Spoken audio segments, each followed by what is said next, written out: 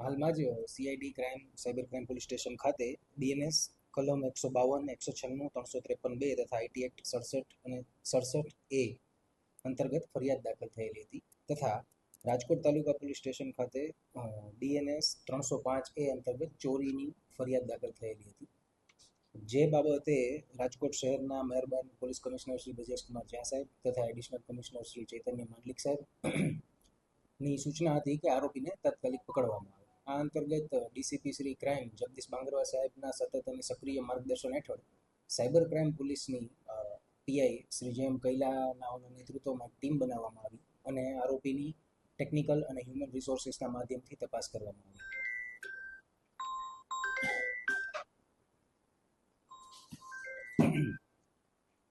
આ તપાસ દરમિયાન ટેકનિકલ સોર્સિસનો યુઝ કરતા આરોપીની ધરપકડ કરવામાં આવી અને ત્યારબાદ તેના વિરુદ્ધની કાયદેસરની કાર્યવાહી કરવામાં આવે છે. સાહેબ, આરોપીનું નામ શું છે અને ક્યાંથી? આરોપીનું નામ આસિફ હનીફભાઈ કુંઢા છે, જે 20 વર્ષનો છે અને તેની ધરપકડ હૈદરાબાદ ખાતેથી કરવામાં આવી છે. સાહેબ, પાછળનું કારણ શું હતું? સોશિયલ મીડિયામાં વિડીયો બનાવવા પાછળ કોઈ સસ્તી પ્રસિદ્ધિ કે કોઈ? હાલ તે અંગે ડિટેલ્ડ ઇન્ટરોગેશન ચાલુ છે, જે આગળની તપાસમાં ખુલશે તે જણાવવામાં આવશે.